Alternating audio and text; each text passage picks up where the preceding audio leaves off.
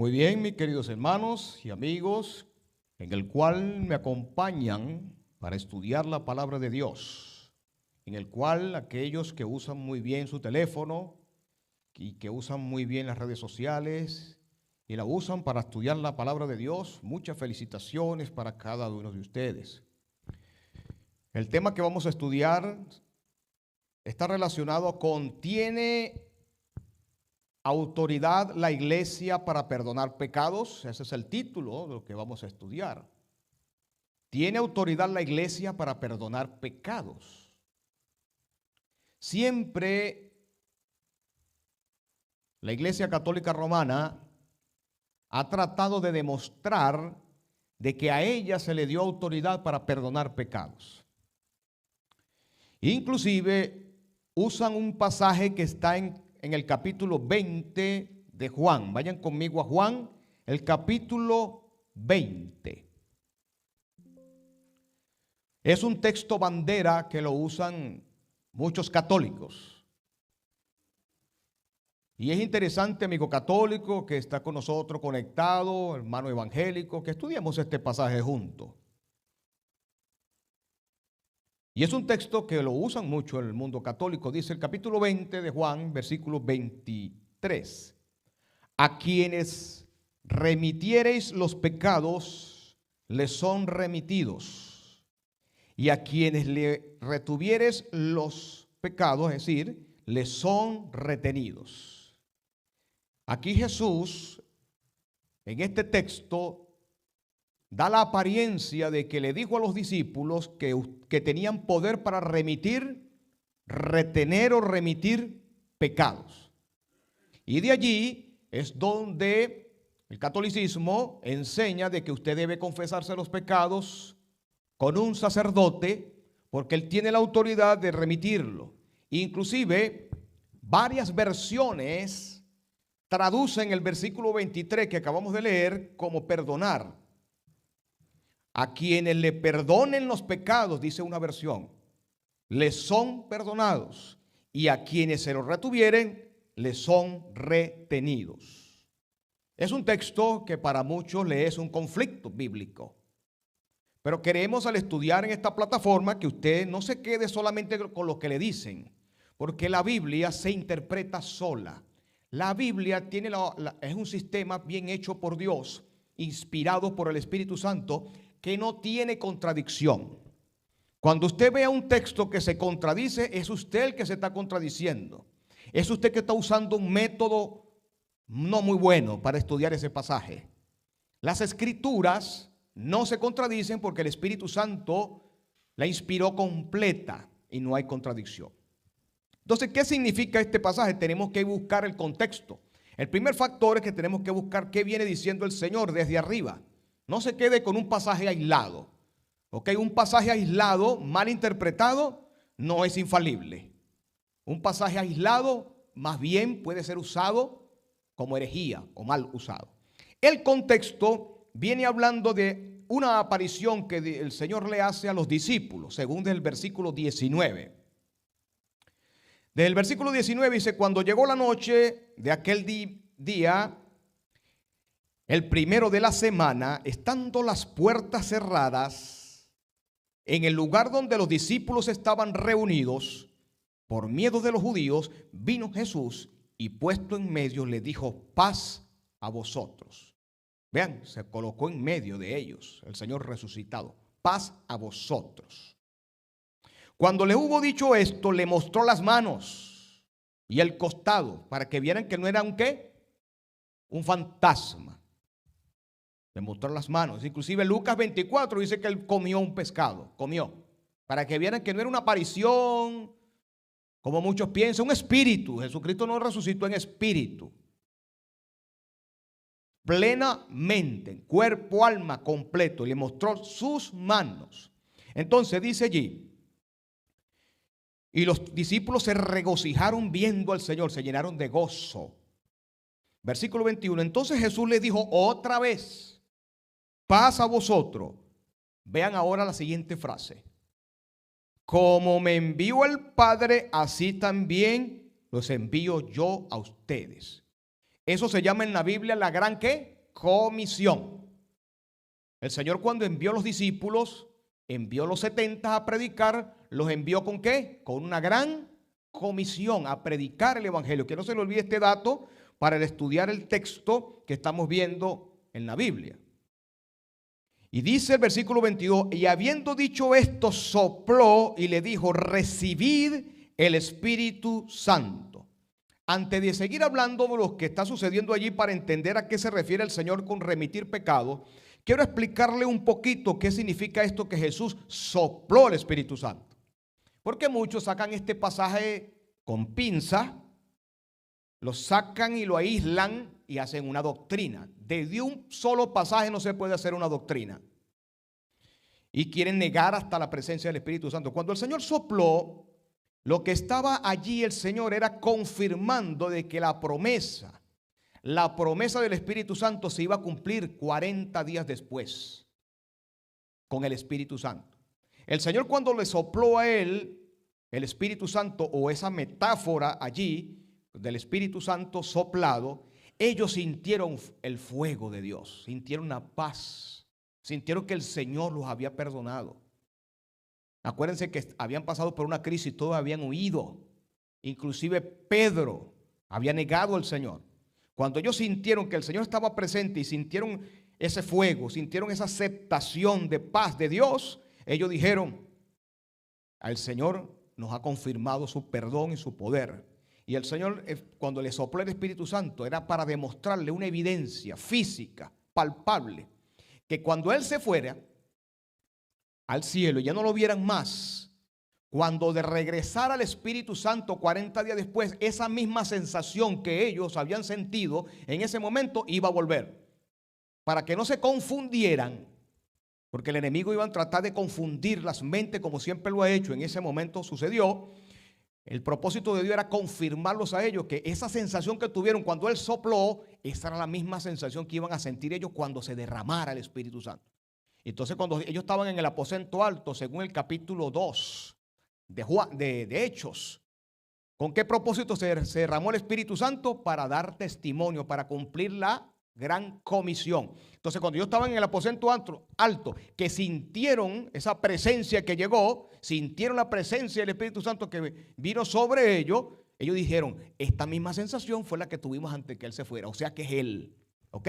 El Señor quiso borrar de la mente de ellos cualquier duda que se pudiese presentar, porque ahora es que Satanás iba a trabajar en la vida de los apóstoles.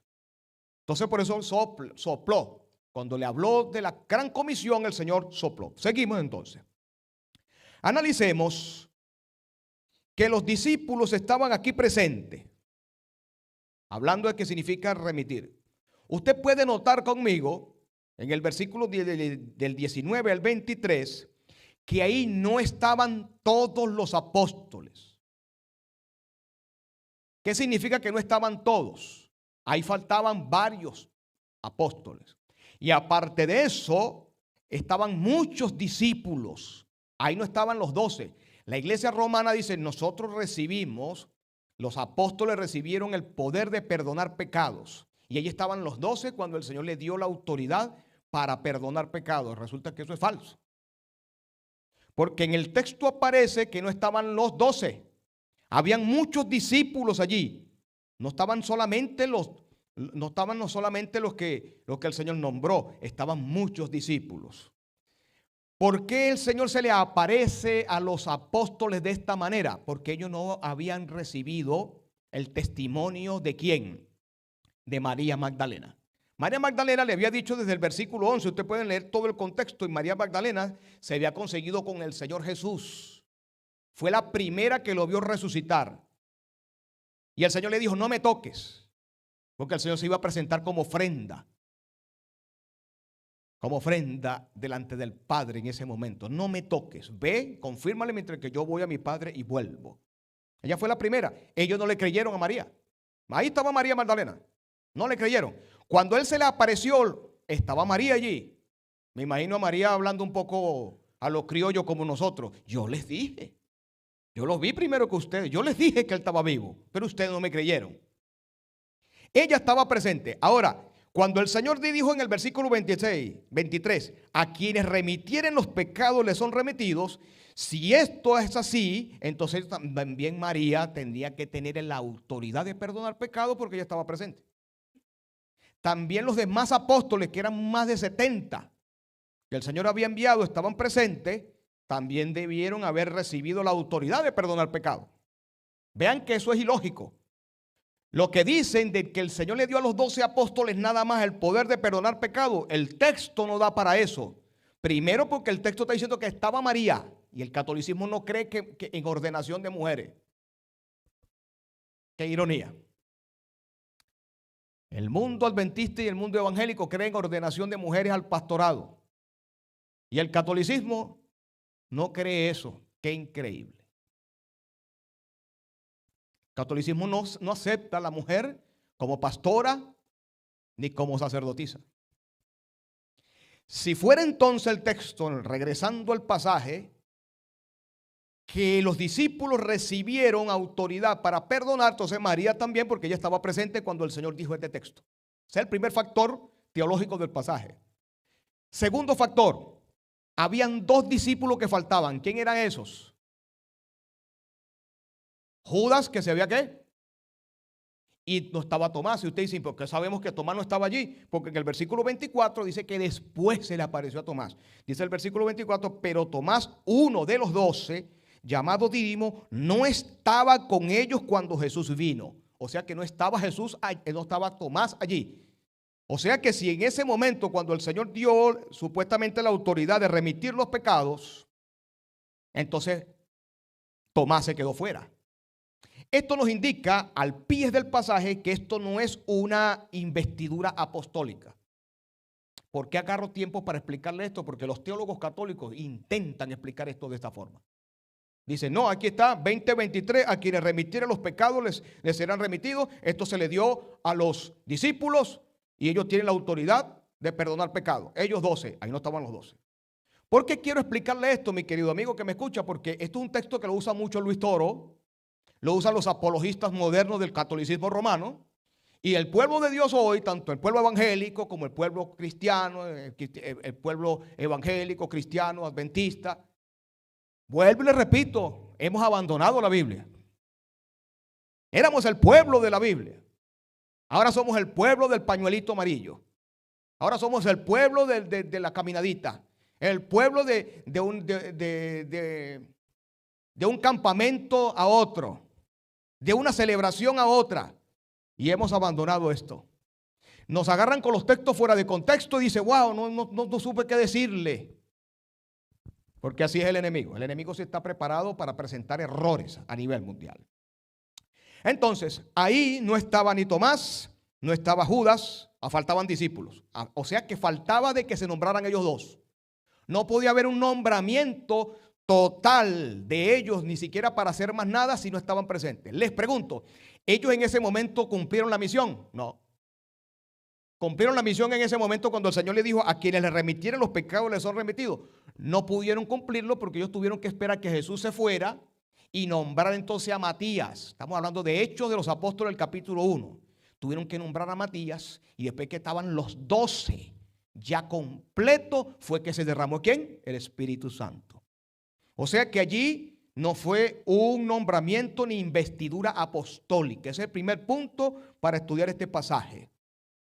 El segundo punto que podemos ver de este pasaje es que la Biblia, mis queridos hermanos, tenemos que estudiarla en su justo contexto, pero también que la Biblia se interprete a sí misma. Por eso que la Biblia no son ni para los perezosos, ni para los flojos, porque aquellos que son flojos, que son perezosos, que están ocupados, que no tienen tiempo para estudiar, usted nunca va a conocer a su Señor. La Biblia hay que apartarle tiempo para estudiar cada contexto, para que nadie nos desvíe. Entonces el pasaje tenemos que compararlo con otras partes de las Escrituras para que la Biblia interprete la Biblia. ¿Saben algo? Hay un principio hermenéutico importante. Un texto difícil siempre es alumbrado con un texto fácil. Un texto de la Biblia difícil se alumbra con un texto fácil. Pero, oído el tambor, Cuando usted va a comparar un pasaje con otro, ese pasaje tiene que tener concordancia. Ese pasaje no puede ser un pasaje, cualquier pasaje que usted consiguió y lo comparó con otro. No. Muchos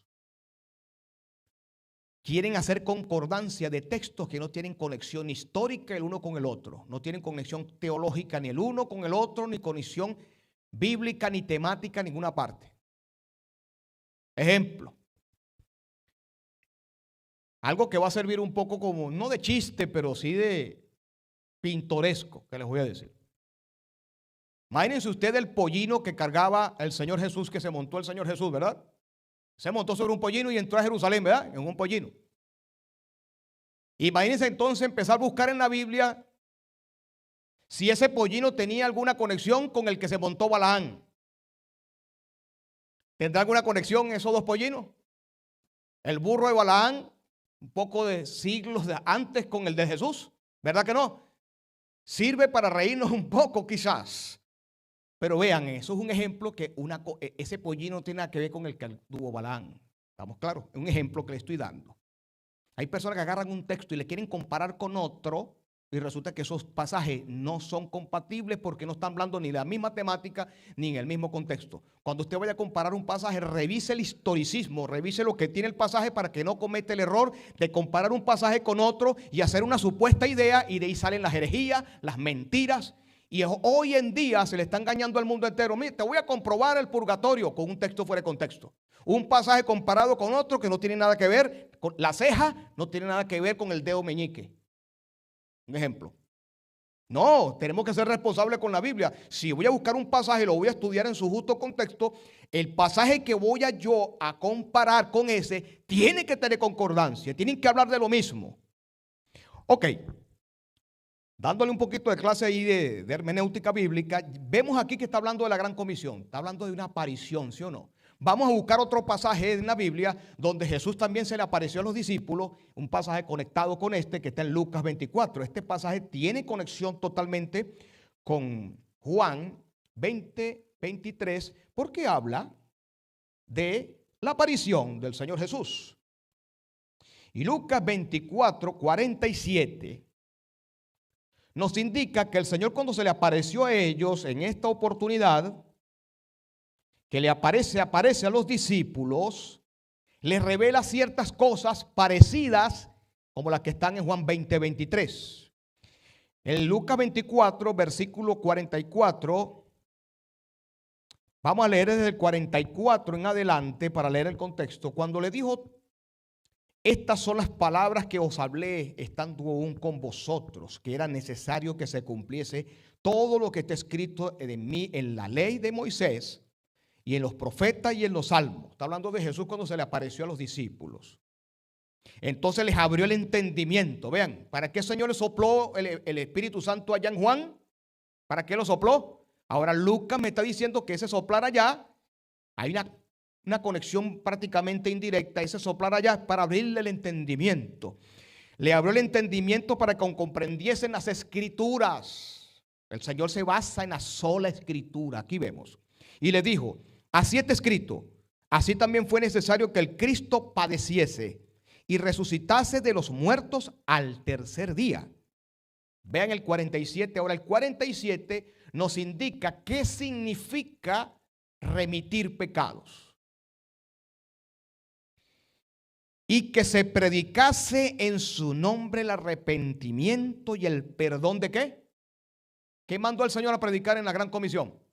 El perdón de los pecados y de todas las naciones, comenzando desde Jerusalén. Vean esto. Y vosotros sois testigos de ¿qué? Por eso que no podían estar los 10 nada más. Habían 10 apóstoles nada más. Faltaba Judas, que ya se perdió, y faltaba Tomás. O sea que tenían que estar los 12. Los 12 fueron testigos. Dice: y vosotros sois testigos de estas cosas. He aquí, yo enviaré la promesa de mi Padre sobre vosotros. Vean esto. Quedaos vosotros en la ciudad de Jerusalén hasta que seáis investidos del poder de lo alto. No podían cumplir ellos la gran comisión si no primero tenían el Espíritu Santo. Tenían que primero tener el Espíritu de Dios para cumplir la gran ¿qué? remisión. Veamos entonces que aquí en Lucas nos está diciendo qué significa remitir los pecados. A quienes le remitan los pecados les serán perdonados, a quienes no se los remitan no les serán perdonados. Remitir, esa palabra remitir viene de dos textos griegos. Uno es afesis o áfesis, que también se puede traducir perdonar. Por eso es que el mundo católico dice, ahí dice perdonar a quienes le perdonen los pecados. Porque la palabra remitir aparece en la Reina Valera que tenemos nosotros, eso es cierto, pero en muchas versiones dice perdonar. Y en la palabra áfesis se puede traducir perdonar también. Vean que es un texto difícil de la Biblia. Se puede traducir perdonar, se puede traducir remitir. Pero el Señor, cuando usted revisa en la Biblia, en ninguna parte le dijo a los apóstoles, vayan y ofrezcan el perdón a todos y ustedes perdonen los pecados. No, el Señor cuando mandó a hacer la comisión no le dijo a ellos, vayan y perdonen los pecados a las personas. El Señor no dijo eso. El Señor dijo, vayan y prediquen el evangelio del perdón. Remitir los pecados significa predicar el evangelio del perdón. Entonces ahora volvemos a preguntar, ¿tiene la iglesia poder para perdonar pecados? Desde el punto de vista del Vaticano no, pero desde el punto de vista bíblico cristiano, claro que sí. Nosotros no perdonamos pecados, pero sí remitimos a Cristo el que perdona pecados. Porque si decimos que no tenemos la autoridad de eso, entonces ¿qué hacemos con Juan 20:23? Donde dice que sí, Dios le dio autoridad a los que estaban allí, no a todos. Le dio autoridad a los que estaban allí para remitir. Remitir es aquel que toma a la persona y lo remite a alguien superior. Ese es el contexto que está en el pasaje que dice, yo a todo el que remitas a mi Padre lo perdonará. Esa misma palabra afesis y afiaimi, que es la misma palabra que aparece en Hebreos capítulo 9. Este es un texto muy importante que lo debemos tener claro los hermanos para predicar el evangelio a aquellos que están confundidos, que creen de que el ir al confesionario, confesarse el pecado con el sacerdote tiene poder para perdonar. No tiene poder para perdonar. Ninguno de nosotros tiene poder para perdonar, pero sí tenemos autoridad para remitir a la persona. ¿A quién? A Cristo. ¿Y cómo lo remitimos? ¿Cuándo le predicas? Si tú no le predicas el evangelio a alguien, esa persona se está quedando oscura, sin las llaves de Cristo, sin las llaves del evangelio. No lo estás remitiendo a Cristo. Por eso que el Señor te va a pedir cuenta si no predicas el evangelio del reino. Porque no estás remitiendo a la persona a Jesús. Claro, el Señor va a usar otra persona para que esa persona se salve. Pero te va a pedir cuentas a ti. Ezequiel 18 dice que si no amonestamos al mundo la verdad que conocemos, el Señor nos va a demandar la sangre de esa persona. ¿Por qué? Porque no lo remitimos a Él. ¿Por qué se nos va a derramar la sangre? No se nos va a reclamar la sangre. Porque esa persona se pierde y el Señor va a decir, ¿por qué esa persona que se perdió? Esa sangre que se derramó de esa persona, al no aceptar la sangre del cordero, ella tiene que pagar por sus propios pecados. Te la voy a pedir a ti ahora, en cuenta. ¿Por qué? Porque no se lo remitimos a Él. Cuando usted le predique el evangelio a una persona, le estás dando las llaves, le estás dando la remisión de los pecados, que no se los puedes dar tú. Pero sí le está dando las llaves de dónde, ¿qué? Donde hay perdón.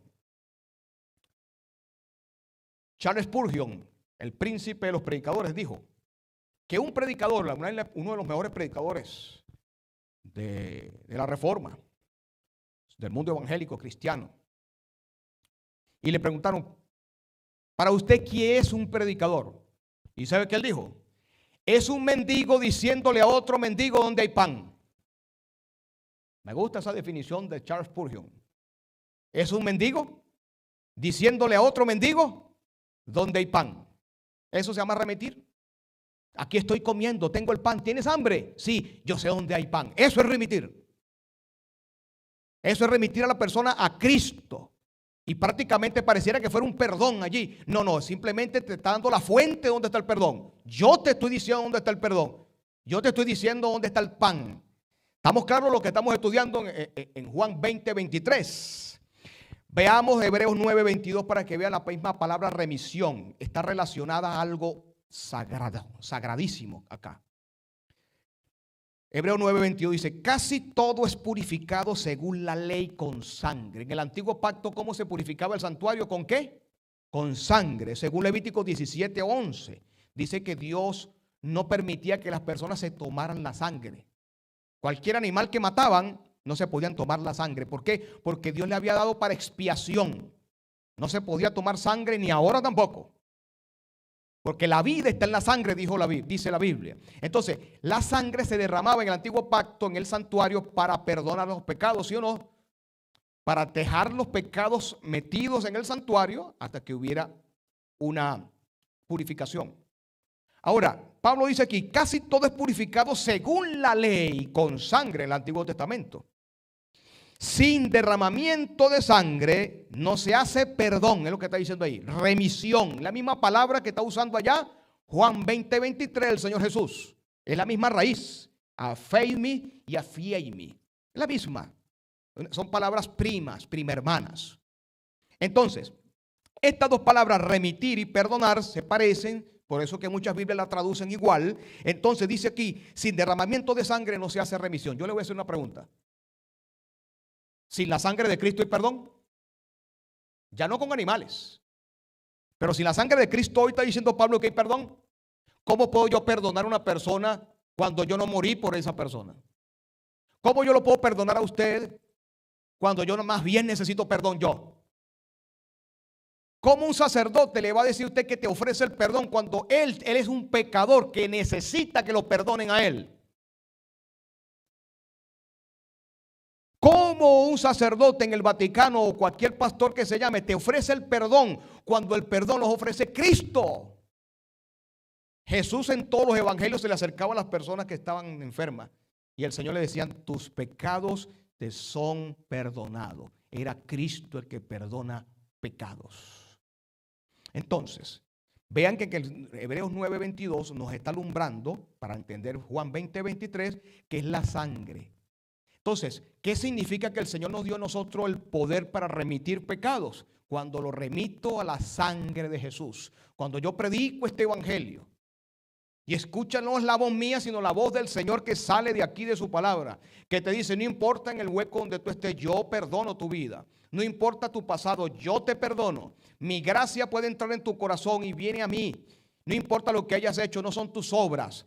Es el poder de mi evangelio que puede entrar en tu corazón. Eso se llama remitir. La persona cuando escucha eso y lo cree, ya usted lo está remitiendo ¿a quién? Al santuario donde hay ¿qué? Perdón de los pecados. Entonces vemos allí que remisión y perdón en ese contexto es que el Señor está hablando. Inclusive, otro factor que vamos a ver. Si los apóstoles hubiesen entendido que el perdón de los pecados estaba en ellos, le dejo una tarea. Revise todo el Nuevo Testamento a ver cuándo Pablo perdonó pecado. No lo va a conseguir. ¿Cuándo Juan perdonó pecado? No lo va a conseguir. ¿Cuándo Pedro perdonó pecado? No lo va a conseguir. Ningún apóstol le dijo, yo o ego te absorbo, como lo dicen ellos en latín. Yo te perdono. Hasta que yo no te libere, tú no puedes ir al cielo. En una oportunidad conocí una señora en mi tierra, debe estar viva todavía. Y mi papá le estaba predicando y yo estaba con él allí. Y la señora estaba muy triste. Y le estábamos predicando y ella decía, yo no tengo perdón de Dios. Yo estoy condenada a la destrucción. ¿Y por qué? Vean lo que no es conocer el evangelio verdadero de la gracia de Dios. Yo estoy condenada a perderme para siempre. ¿Y por qué? Usted está viva, usted no está muerta. Si usted hubiese estado muerta y no aceptaste al Señor, otra cosa se diría. No. Mi hermano era sacerdote. Y él, como era sacerdote de aquí, inclusive yo lo llegué a conocer, el hermano de ella, nosotros teníamos muchos problemas familiares. Y en una oportunidad, discutiendo con él en la casa, él me dijo, ¿sabes qué? Tú y yo vamos a estar eternamente enemistados. Y no, le dijo estas palabras. y no te libero de pecado, no te absuelvo de pecado, y se fue. Y al poco tiempo el sacerdote murió. Y ella dice, no, él se murió y no me pudo absolver de pecado, así que yo estoy condenada a perderme para siempre, porque como él es sacerdote, el único que me podía perdonar era él. Y al morirse él, no me pudo liberar de mis pecados. Vean cómo, amigo católico, todas esas doctrinas que le enseñaron a usted, aparte de ser falsas, son doctrinas que te esclavizan. ¿Cómo que esta señora iba a depender de un muerto que también pecador para ella salvarse estando ella viva? Puede salvarse invocando el nombre de Jesucristo, invocando el nombre de Cristo. Todas las doctrinas católicas cierran el cielo, bloquean el acceso al santuario celestial de cualquier pecador en este mundo. Entonces, le estuvimos predicando, ella no entendía, no sé si después se convertiría, muchos años después, no sé, pero ella estaba muy triste porque su hermano no la liberó de pecado. Vean lo que es creer falsamente que un hombre te puede perdonar. No, la autoridad que Dios le dio a la iglesia fue de remitir. Y ese perdón que se llama remitir de Juan 20:23 se refiere a cuando nosotros cumplimos la gran comisión de predicar el evangelio del perdón de los pecados. Pues ojalá que esta señora, si está viva aún, pueda entender de que no es su hermano la que lo puede liberar de pecado. Ningún apóstol perdona pecado, ningún apóstol en el Nuevo Testamento aparece perdonando pecado, a menos que usted agarre los textos como están agarrando muchos los apologistas de Satanás, distorsionando los textos. Bueno, con la Biblia cuando tú la distorsionas puede hacer lo que ella diga lo que tú quieres. Cualquier texto de la Biblia que usted tome distorsionado puede hacer que diga lo que a usted se le antoje, pero no quiere decir que la Biblia diga eso. Inclusive hay un juicio terrible en Apocalipsis, los últimos versículos, que dicen que el que use la Biblia de esta manera, los juicios de Dios caerán sobre ellos cuando usamos la Biblia con motivos teológicos forzados, cuando distorsionamos los textos para que digan lo que nosotros queremos decir. No hay en el Nuevo Testamento un apóstol perdonando pecado, pero sí hay un Pedro que se levantó y empezó a predicar. Y le dijo, ¿usted quiere ser perdonado? Vengan a Cristo, arrepiéntense y bautícese cada uno de vosotros, según Hechos 2:38. Eso es remitir. Vengan a Cristo. Ustedes mataron al Mesías, arrepiéntase. Pablo, en Hechos 17, le dice a todos los que estaban escuchándolos: Dios pasó por alto los pecados pasados y ahora manda a todos los hombres que se arrepientan. Pablo no dice, vengan a mí al confesionario que yo los voy a perdonar. Esa idea no viene del primer siglo, amigos. No viene de los evangelios. Es una idea romana y pagana que después le explicaré de dónde vino toda esta idea pagana. No aparece un confesionario en el Nuevo Testamento para que tú vengas y te confieses con ningún Pablo o con ningún apóstol. Esa idea no está en la Biblia. Entonces, Pablo, cuando le predicó a todos, le decía: arrepiéntanse, que el Señor quiere pasar por alto los pecados pasados. También en Hechos capítulo 8. Hechos capítulo 8 aparecen las escrituras como Pablo, o mejor dicho, Pedro, usó la confesión. Vamos a ver si Pedro entendió entonces lo que supuestamente el magisterio del catolicismo romano entiende. No, ese texto significa que nosotros tenemos autoridad de perdonar. Todo eso es manipulación, ¿saben? Cuando yo te confieso los pecados, tú te sabes todos mis pecados. Inclusive, la mayoría de los sacerdotes que se le confiesan los pecados son los primeros que seducen a las mujeres o a los hombres cuando le confiesan sus debilidades, ¿sabían? La mayoría de los escándalos que han habido entre sacerdotes y gente de los poblados, o casos de homosexualismo, porque ellos saben las debilidades. Usted va a un confesionario a exponerle todas las debilidades que ocurren en tu vida personal a un hombre que es igual que tú. Él sabe toda tu vida. Inclusive en las guerras antiguas se usaba siempre el sacerdote de la parroquia, porque se le sabe los chismes a todo el mundo.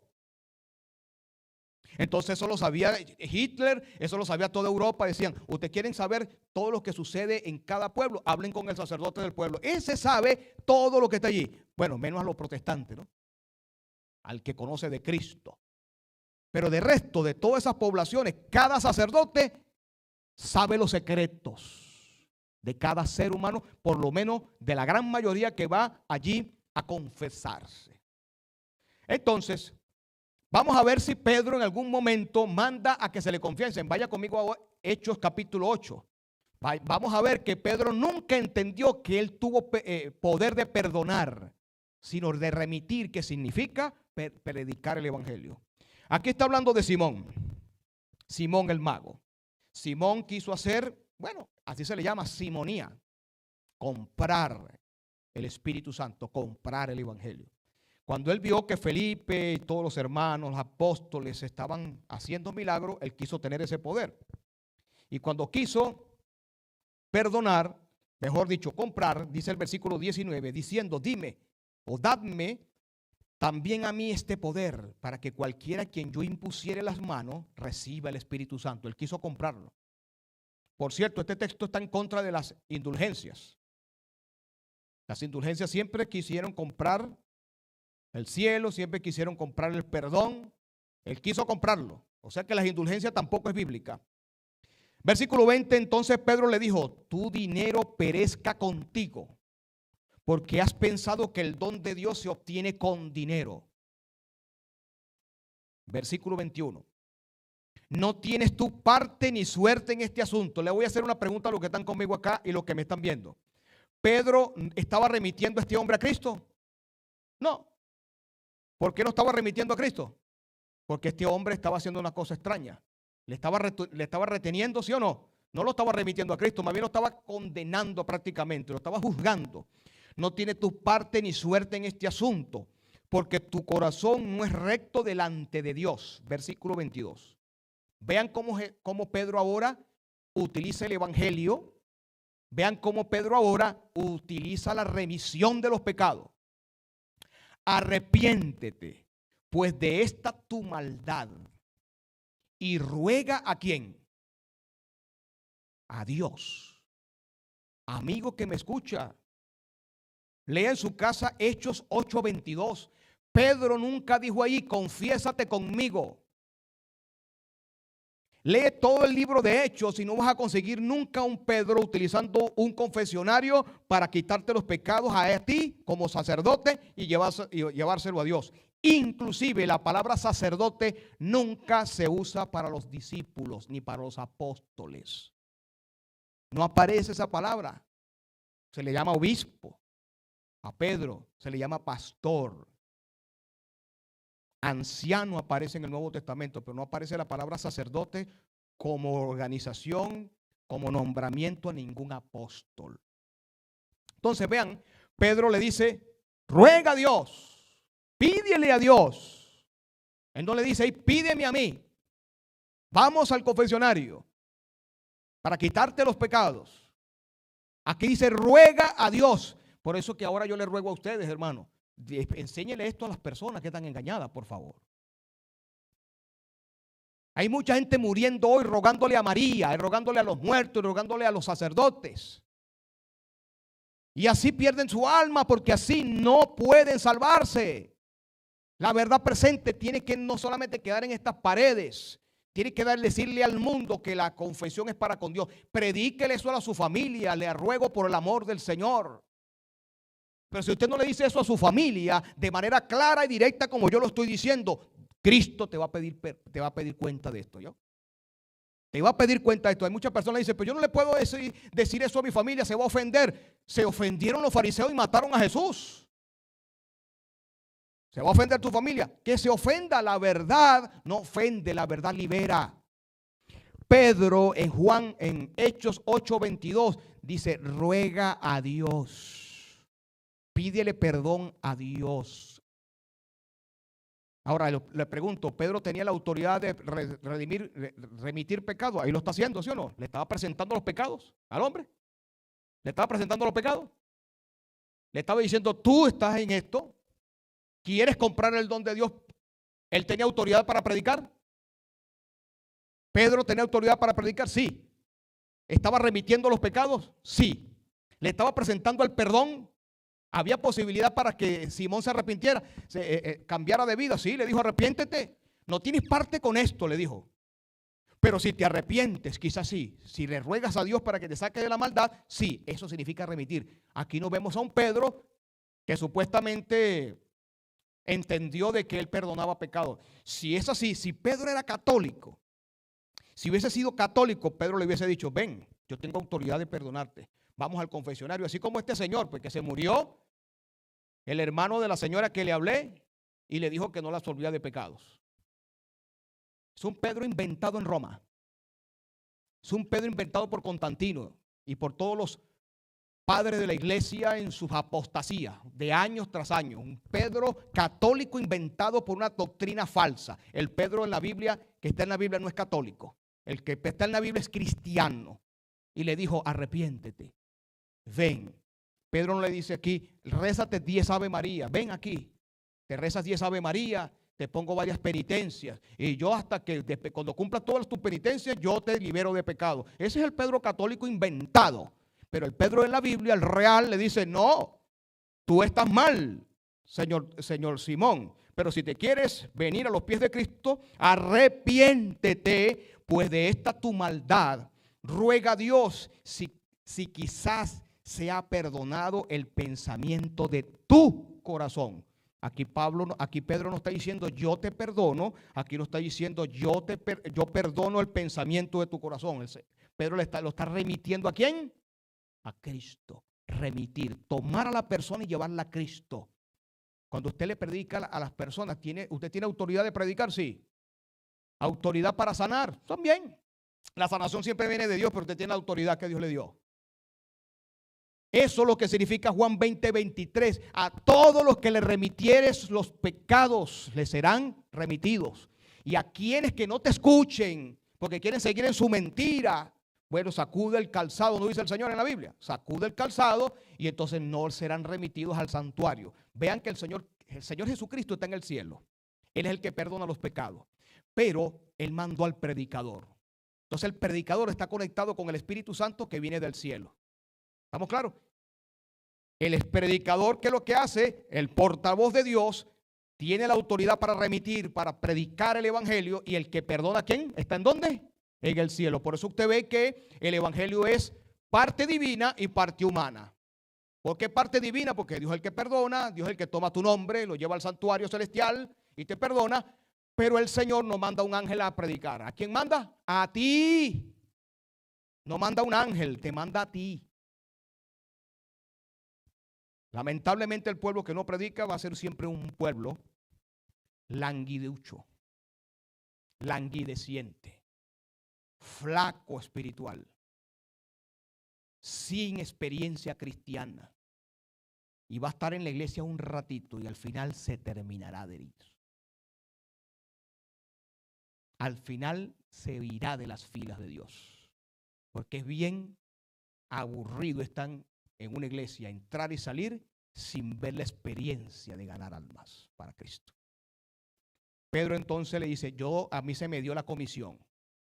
Y no se quedó callado, lo llamó y le dijo, arrepiéntete y ruega a Dios. Todos los apóstoles mandaban a la gente a rogar ¿a quién? A Dios. Entonces vean mis hermanos que entonces esto es el remitir. ¿El pueblo de Dios entonces tiene el poder de remitir los pecados? Sí. Un par de pasajes más para terminar, para enseñarle a las personas de que la confesión debe ser a Dios. Romanos 14:11. Es un texto que bueno que ustedes usen cuando den estudios bíblicos, para que las personas se den cuenta que la confesión no es con el cura ni con el pastor, sino con Dios. Usted solamente tiene la autoridad de predicar el perdón de los pecados. ¿Estamos claros? La iglesia tiene el poder de la fe, de mostrar el perdón de los pecados. Dice Romanos 14:11, porque Cristo está, vivo yo, dice el Señor, que ante mí se doblará toda rodilla. ¿Ante quién debemos doblar nosotros las rodillas? ¿Ante quién? Ante el Señor, más nadie. Y toda lengua confesará ¿a quién? A Dios. Toda lengua confesará ¿a quién? A Dios. Otro texto que está en Daniel 9. Otro texto que está en Daniel 9. Vamos a buscarlo.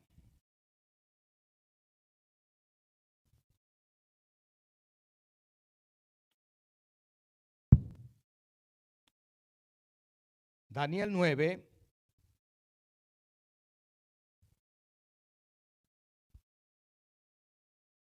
El profeta estaba confesando sus pecados a Dios, ¿saben?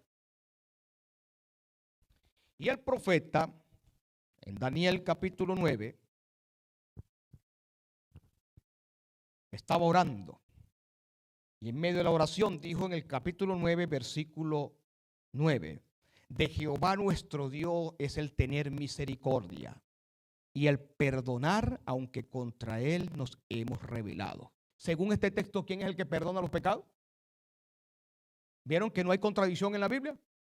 Si Juan 20:23 lo tomamos como el catolicismo lo comprueba, de que dice que la iglesia tiene poder de perdonar pecados, entonces se contradice la Biblia, porque la Biblia me está diciendo por todas partes que el que tiene poder de perdonar es Dios. La iglesia solo lo que hace es remitir las almas, ¿a dónde? Al santuario. ¿Tiene autoridad de perdonar? En sí el pecado no, pero sin remitir a la persona, ¿a dónde? A donde está el Señor. Vean el versículo 20, Daniel 9:20. Aún estando hablando, llorando y confesando mi pecado, ahí no había sacerdotes. Él estaba, usted revisa toda la oración de Daniel y estaba arrodillado hablando, Daniel con el Señor. Él estaba orando a Dios, estaba preocupado por Israel. Y Daniel estaba orando y orando y orándole a Dios. Y entonces dice, estaba allí orando y confesando mi pecado. ¿A quién le estaba Daniel confesando los pecados? Al Señor. Y el pecado de mi pueblo Israel, y derramada mi ruego delante de Jehová mi Dios por el monte santo de mi Dios. Entonces aquí estaba él confesando sus pecados. Para terminar, quiero que vayamos a Hechos. Hay un texto que lo usa mucho por allí los apologistas de las tinieblas. Está en Hechos 19. Esta cita la usan mucho los apologistas de las tinieblas y la van a usar mucho contra ustedes cuando vayan a hablarles de estas cosas. Dicen, no, la Biblia dice que sí. La Biblia dice que nosotros tenemos poder para perdonar pecados. El primer texto ya lo estudiamos. Hechos 20:23. Ya lo estudiamos. ¿Qué significa? Pero el otro texto que van a usar para tratar de demostrarle a ustedes y a mí de que la persona tiene que confesarse es con el cura, con el sacerdote. Eso es oscuridad. Está en Hechos 19, vean el versículo 18. Y muchos de los que habían creído venían confesando y dando cuenta de sus hechos. Ahí está, dicen ellos. Ellos llegaron a donde estaban los apóstoles y confesaban. ¿Vieron cómo está la cita sacada de contexto? Vamos a leerla desde el 17. Y esto fue notorio a todos los que habitaban en Éfeso, así judíos y griegos, y tuvieron temor todos ellos y eran magnificado el nombre del Señor Jesús. Bueno, usted lee desde más arriba y está hablando de mucha gente que se convirtió por los milagros que hacían los apóstoles y hasta quemaban los libros de magia y todas estas cosas. Y cuando este grupo de personas se arrepintió, dice que fue notorio, según el versículo 17, que todas las personas aceptaron. Entonces dice en el versículo 18, y muchos de los que habían creído venían confesando y dando cuenta de sus hechos. Mira, ahí está, dice que vinieron, que se confesaron. Dice allí que con el cura. El texto dice que es con algún sacerdote. El texto dice que confesaban y dando testimonio de sus hechos. Ese confesar es dar testimonio, diciendo yo era brujo y ahora no lo soy. Yo tenía libros de las tinieblas y los quemé. Eso es dar testimonio. Estaban confesando públicamente sus hechos. Pero vean cómo el enemigo toma un texto, hermanos, y lo aísla. Y ese es uno de los textos que están usando mucho por ahí para decir, ahí dice que ellos vinieron confesando, o sea que se confesaron con el Padre. Satanás es experto en añadirle y quitarle a la Biblia, ¿ok? Sobre todo, más que quitarle, le añade, siempre le añade. Ese texto no dice ahí que ellos confesaban con un cura, porque sí, la Biblia dice claramente que Pablo, ya lo vimos, o mejor dicho, Pedro en el capítulo 8 que lo acabamos de ver, no le dice a Simón, confiésate conmigo, sino ruega ¿a quién? A Dios. ¿Vieron los detallitos cómo estudiarlos con las escrituras? Es que apartar tiempo para no leer por encima tan rápido las escrituras. Es que leer los textos con discernimiento, con estudio, con oración, pasaje tras pasaje, a ver qué nos quiere decir el pasaje. Como le dije al principio, si usted tiene flojera o tiene temor o no tiene tiempo para estudiar las escrituras, usted no va a conocer a su Señor. Y eso es el gran problema que supuestamente los países desarrollados le ofrecen al mundo, que no hay tiempo para nada, sino solamente para andar trabajando. Eso es grave para la vida espiritual de un país, para la vida espiritual de una persona. Donde hay personas que sí tienen tiempo, hasta en países que no tienen el dinero que hay en todos estos países, y tienen tiempo para sentarse a estudiar la Biblia. Qué ironía, en esos países donde no hay tanto dinero hay tiempo para estudiar la Biblia. Y en los países supuestamente que hay plata, no hay tiempo. ¿Qué es eso? Analfabetas que yo conozco en muchos países que no tienen mucho dinero y conocen más la Biblia que cualquiera. Te la citan. Ciegos, personas que son ciegas y te citan la Biblia y saben lo que dice el texto y lo que significa. Entonces, para no pasarle por encima los pasajes hay que pasar tiempo en oración y estudiando. Entonces vean el texto que lo usan mucho, como habla de confesar, dice, ahí está, le están añadiendo a la Biblia, ahí dice confesando, ellos llegaron confesando sus pecados. Ahí no dice confesando sus pecados, sino dando testimonio de lo que sucedió en su vida.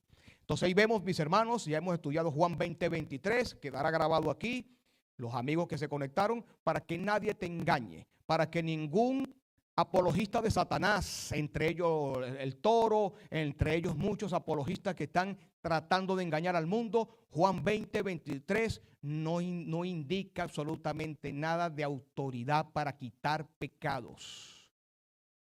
Primero porque ahí estaba María Magdalena, tuvo que haber recibido ella eso, y no estaban los 12, estaban solamente 10. Ahí no estaba Tomás. Y eso indica claramente es la gran comisión. Cuando ustedes prediquen el evangelio, le están dando a la gente remisión. Prediquen el perdón de los pecados. Y eso es lo que predicaban los apóstoles. Salían, predicaban el perdón de los pecados. Y cuando ellos decían, vengan, Cristo tiene poder para perdonar pecados, estaban dándole las llaves. En uno de los temas que están grabados acá, le estaban dando las llaves y también le estaban dando ¿qué? El poder de remitir sus pecados. Que la gracia del Señor Jesucristo pueda morar con cada uno de los que me escuchan y que especialmente usted se convenza, mi querido amigo, que somos pecadores y el único que te puede perdonar es Jesucristo. El único que puede lavar tus pecados y borrarlo del santuario y de los libros celestiales es Jesucristo. Nosotros simplemente te predicamos este evangelio, te remitimos a Cristo, te remitimos a su palabra, tenemos la autoridad de hacer lo que estamos haciendo ahorita. Tenemos la autoridad de decirlo en internet, a voz populi, porque el Señor nos dio esa autoridad de predicar. Eso es remisión. Te estamos dando el evangelio para que busques. Pero el que puede tomar tus pecados y borrarlo del santuario celestial, lo dice Isaías y lo dice toda la Biblia, es Jesús de Nazaret. Búscale, acéptalo como tu Salvador y no mueras con tus pecados porque no vas a poder salvarte.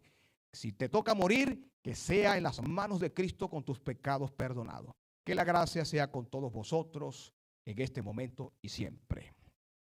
Vamos a cantar para terminar.